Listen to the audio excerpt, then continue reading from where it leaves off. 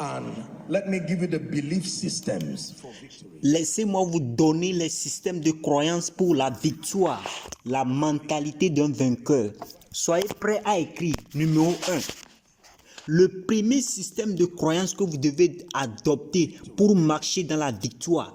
Le premier système de croyance est une compréhension de votre avantage positionnel en Christ. S'il vous plaît, écrivez-le. Allons vite, nous avons beaucoup à couvrir et Dieu nous accordera la grâce. Système de croyance numéro 1 qui transforme tout croyant en un signe et une merveille. C'est une compréhension de votre avantage positionnel en Christ. Savoir que Jésus est mort pour vous ne suffit pas. Vous devez comprendre l'implication de sa mort, son ensevelissement, sa résurrection, car c'est là que réside votre victoire en tant que croyant. Éphésiens chapitre 2, versets 4 à 6. Éphésiens 2, versets 4 à 6. La Bible dit, « Mais Dieu qui est riche en miséricorde à cause du grand amour dont il nous a aimés, nous qui étions morts par nos offenses, nous a rendus à la vie avec Christ. C'est par grâce que vous êtes sauvés. Il nous a ressuscités ensemble et nous a fait asseoir ensemble dans les lieux célestes en Jésus-Christ. » Que tout le monde dise « ensemble avec Christ ». Le mot clé est le mot ensemble et nous a fait asseoir ensemble dans le lieu céleste en Christ. La conscience de votre avantage positionnel, c'est très important. Éphésiens chapitre 1, à partir du verset 20 au verset 23, nous dit l'implication d'être dans cette position. La Bible dit, il a déployé en Christ en le ressuscitant des morts et en le faisant asseoir à sa droite dans les lieux célestes. Le verset 21, au-dessus de, énumérons-les, numéro 1, toute domination, numéro 2, de toute autorité, numéro 3, de toute puissance, numéro 4, de toute dignité et de tout nom qui se peut nommer. Non seulement dans le siècle présent, mais encore dans le siècle à venir. Le verset 22, il a tout mis sous ses pieds et il a donné pour chef suprême à l'église. Dites toutes choses. Le verset 23, qui est son corps, la plénitude de celui qui remplit tout en tout. La Bible dit la plénitude de celui qui remplit tout en tout. Que tout le monde dise avantage positionnel. C'est une révélation et c'est une conscience qui doit venir sur vous que bien que vous marchiez sur la terre, la Bible dit que vous avez été exaltés. Il y a un siège d'autorité où Jésus a chanté dans la victoire. C'est là où vous vous êtes assis. Maintenant, ce n'est pas seulement du charabia pentecôtiste. La Bible dit que Dieu soit vrai et que tous les hommes soient menteurs. Ce n'est pas quand même quand vous êtes transporté dans le royaume que vous expérimentez une grande vie à laquelle vous croyez. Non, c'est plutôt en le croyant que vous y transitez. Cette réalité n'est pas une réalité physique, c'est d'abord une réalité spirituelle. Au point de croire en cela, rien dans votre vie ne montrera comme cela est vrai. Mais votre mission est de le croire. Je partage avec vous ma mentalité, un avantage positionnel, une mentalité bien au-dessus, une mentalité bien au-dessus. Une mentalité bien au-dessus, vous devez l'avoir. Une mentalité bien au-dessus. Vous vous exemptez de la méchanceté, les vicissitudes de la vie. Vous savez que je suis victorieux quoi qu'il arrive. Je suis victorieux. Le système de croyance numéro 1 est une compréhension de votre avantage positionnel en Christ. Pouvons-nous continuer? System number 1 is an understanding of your positional advantage in Christ. Can we continue? Number 2, the second belief system. Numéro 2, le deuxième système de croyance qui programme la victoire dans la vie du croyant, c'est la connaissance de votre unité avec Christ. La conscience de votre unité avec Christ. S'il vous plaît, écrivez-le. 1 Corinthiens, le chapitre 6 et le verset 17. Nous l'avions déjà lu. 1 Corinthiens 6, le verset 17, la Bible dit, « Mais celui qui s'attache au Seigneur est avec lui un seul esprit. » Éphésiens chapitre 6, le verset 10, La Bible dit, au reste, fortifiez-vous dans le Seigneur et par sa force toute puissante. Donnez-nous la version amplifiée, s'il vous plaît. Éphésiens chapitre 6 et le verset 10. Regardez ce que la Bible dit. En conclusion, soyez forts dans le Seigneur. Soyez habilités par votre union avec lui. Il y a une implication que vous êtes unis à lui. Tout ce qui coule de lui coule vers vous et à travers vous, vers votre monde. Vous êtes unis à lui. La conscience de votre unité. Écoutez, comment vous vous tenez, vous, et faites des déclarations. Voici vos mains, les mêmes mains que vous aviez quand vous étiez bébé. Qu'est-ce qui a soudainement changé des mains et que vous les posez sur quelqu'un et ensuite la personne est guérie? Ce qui a changé, c'est la conscience. Qu'est-ce qui a changé de la même bouche que vous aviez l'habitude d'utiliser pour prendre du lait maternel quand vous étiez bébé? La même bouche que vous utilisez pour manger toute votre vie. La même bouche que vous aviez l'habitude de chercher des problèmes avec. Qu'est-ce qui a changé soudainement et que vous faites une déclaration au nom de Jésus, que les portes soient ouvertes et les gens disent Amen et ils reçoivent cela avec des témoignages. Qu'est-ce qui a changé? Le même cerveau que vous aviez lorsque vous alliez au cours et vous avez l'habitude d'oublier beaucoup de choses. Maintenant, vous pouvez vous tenir debout et puis vous allez dire à quelqu'un quelque chose sur sa vie alors que vous n'étiez pas là. Ce qui a changé, c'est la conscience de votre unité. La conscience. La Bible dit que vous êtes cachés avec Christ et Christ en Dieu. C'est un processus pour que cette conscience soit cristallisée, mais que vous êtes responsable de commencer ce voyage. Oui, vous êtes responsable de commencer ce voyage, de le croire. Vous devez planter cette conscience en vous. Alléluia. Est-ce que quelqu'un écoute? La conscience de votre unité avec Christ, votre unité avec Christ. Tout ce qui répond à Jésus doit me répondre. Au nom de Jésus, Jésus est allé dans tous les pays et il y avait une structure pour qu'il s'élève. Ainsi soit-il pour moi. Jésus a dit comme j'étais ou comme je suis, que vous soyez ainsi. Vous êtes maintenant comme il était. Comme il marchait sur la terre, vous pouvez imaginer, vous regardez la vie de Jésus et vous voyez la dextérité, l'excellence qui émanait de sa vie. Et pourtant, beaucoup de croyants qui prétendent être avec lui ne manifestent pas les possibilités qui viennent avec cette unité, non pas parce que leurs déclarations sont fausses, mais parce que nous n'avons pas établi cette conscience-là. Many believers who claim to be one with him were not manifesting the possibilities that come with that oneness. Not because the statement is untrue, but because we have not established that consciousness. Number 3. What is the third belief? Numéro 3. Quel est le troisième système de croyance pour la victoire dans ce royaume? Êtes-vous prêts? Votre vie sera éventuellement une expression de vos croyances, de vos philosophies et de vos idées. Laissez-moi le reprendre pour vous.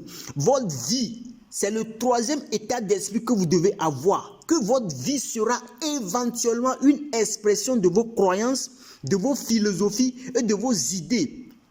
Votre vie sera éventuellement, mesdames et messieurs, une expression de vos croyances, vos philosophies et de vos idées. Cela signifie que la qualité de votre vie, ou autrement d'abord d'un point de vue spirituel, puis débordant dans tous les domaines de votre vie, sera un reflet impitoyable de vos croyances, vos philosophies et de vos idées.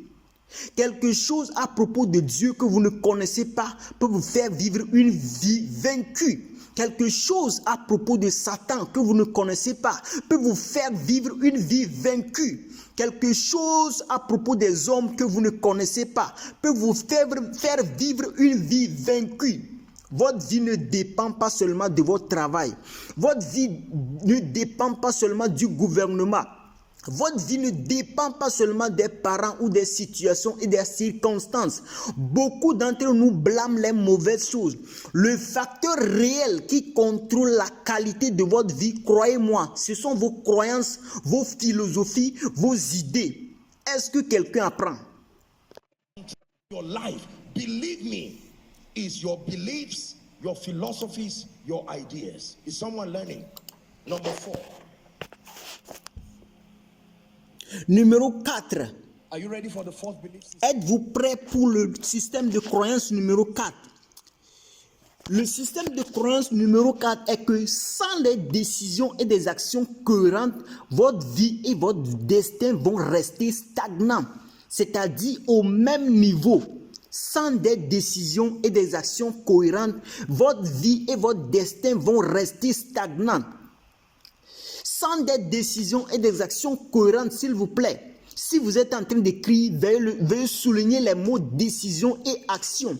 Sans des décisions et les actions cohérentes, la vie et le destin restent stagnants.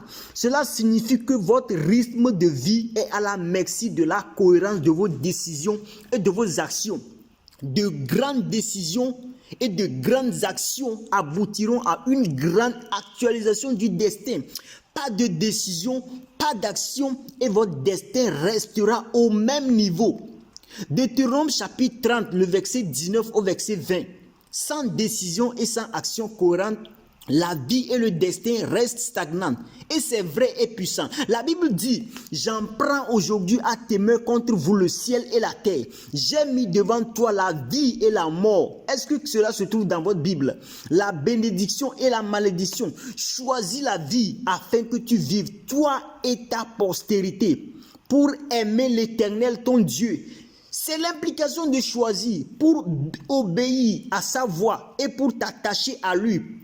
Car de cela dépend ta vie et la prolongation de tes jours.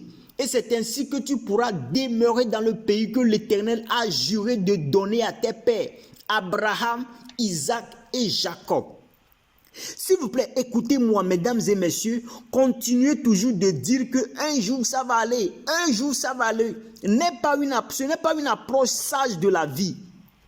Ma vie et votre vie aujourd'hui, c'est un produit de vos décisions. Une décision n'est pas un souhait. Un souhait est un désir aveugle. Alors qu'une décision est un souhait intentionnel soutenu par la volonté de payer n'importe quel prix pour que cela se produise. Donc, il y a une différence entre un souhait et une décision. Beaucoup de gens souhaitent mais ne décident pas. Je souhaite déménager d'ici à ici. C'est un souhait. Je décide de passer d'ici à ici. Signifie que j'ai placé ce désir, mais avec ce désir, je suis prêt à payer n'importe quel prix dans la justice pour y arriver. Je veux l'onction, c'est un souhait. Je veux connaître les Écritures, c'est un souhait.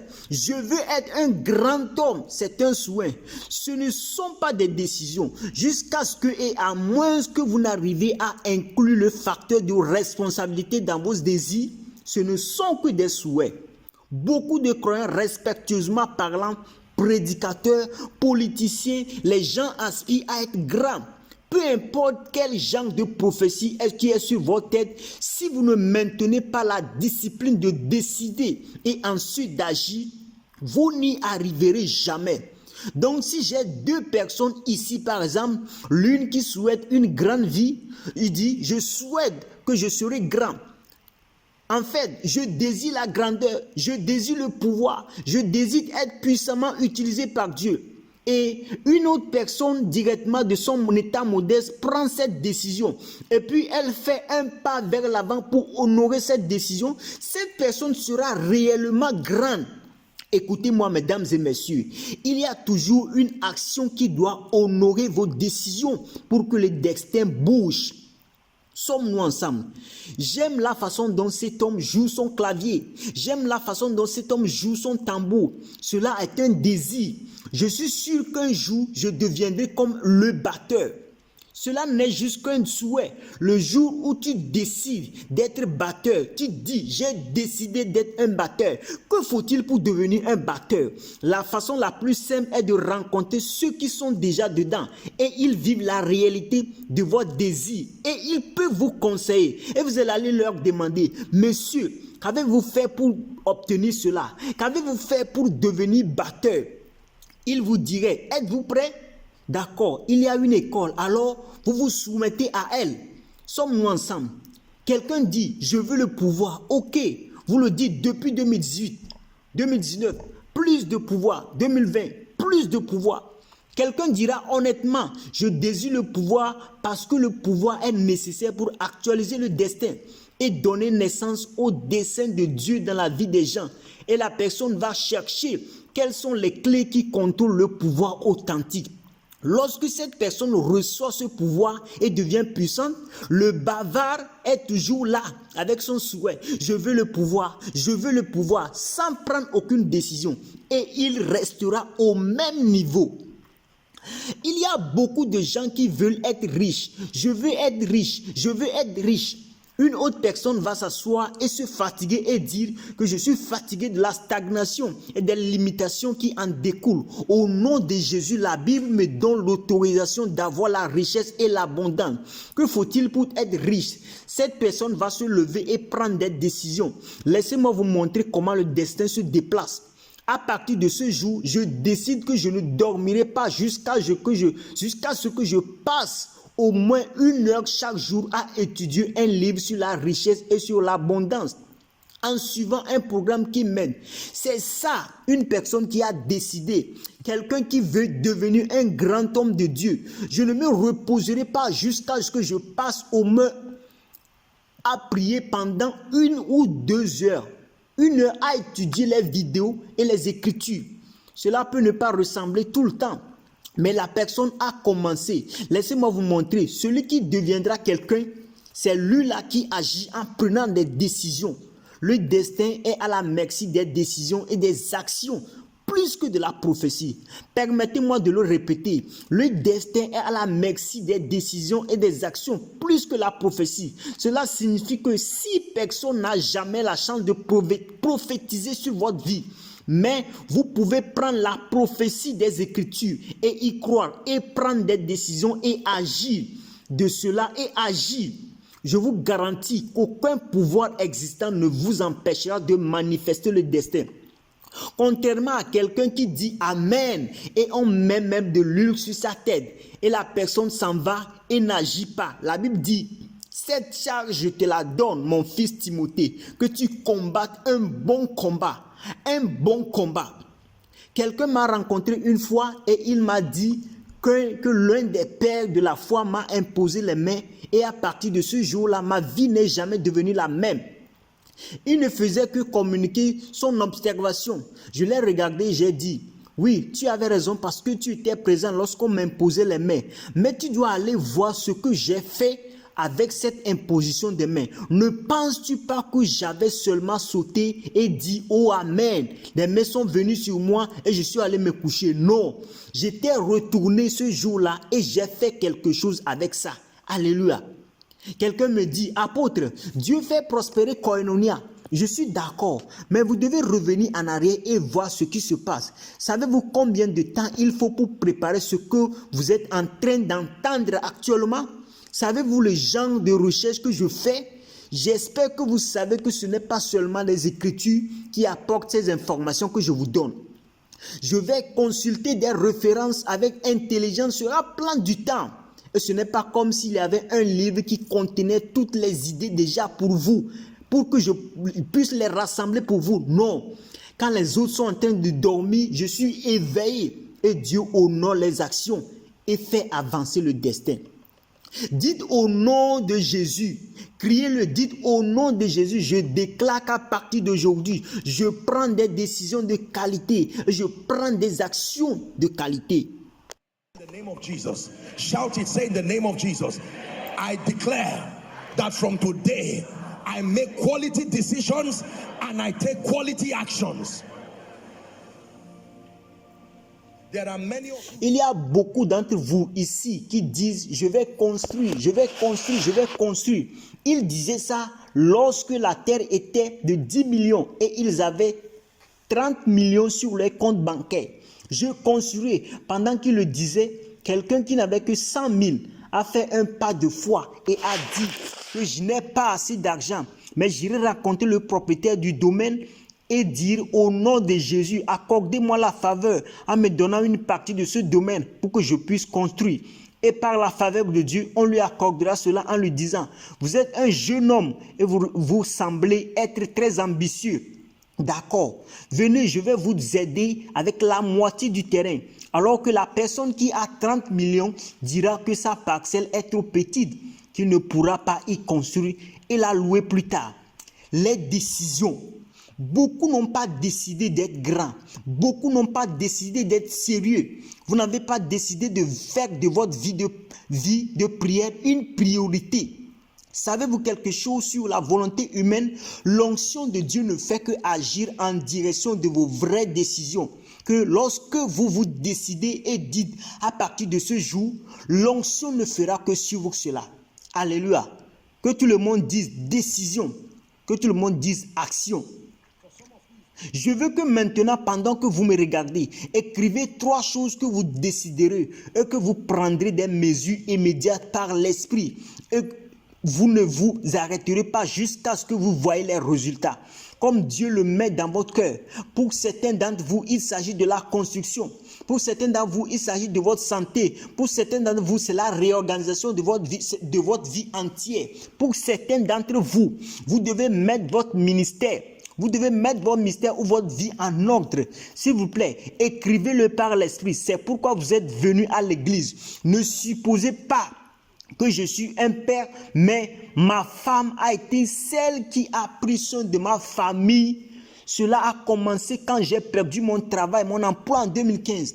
Merci, monsieur. Avec tout le respect que je dois pour vous, la Bible dit à tout homme qui ne peut pas prendre soin de sa famille que ce temps est trop long pour que vous restiez dans cet état. Alors prenez la décision qu'au nom de Jésus-Christ, je me lèverai de ma responsabilité de père. Depuis un temps, j'ai des douleurs dans mon corps. J'ai dit que j'irai à l'hôpital un jour. C'est comme si la douleur augmente ou quelque chose gonfle autour de mon estomac. Je suis sûr qu'un jour, peut-être le culte de miracle de novembre, je viendrai. À chaque fois que vous ne déciderez pas, vous donnez au diable une chance de vous détruire. Chaque fois que vous ne décidez pas, vous donnez au diable une chance de vous détruire. Chaque fois que vous ne décidez pas, vous donnez au diable une chance de vous détruire. Allons vite. Est-ce que quelqu'un est en train d'obtenir une nouvelle mentalité, d'état d'esprit? Donc, en résumé, la mentalité numéro 1 que vous devez avoir pour votre victoire, c'est une compréhension de votre avantage positionnel en Christ. Numéro 2, votre unité avec Christ. Numéro 3, votre vie finira par être une expression de vos croyances, vos philosophies et de vos idées. Numéro 4, sans des décisions et des actions cohérentes, votre vie et votre destin vont rester stagnants, c'est-à-dire au même niveau. Number 4, that without consistent decisions and actions, life and destiny remains stagnant.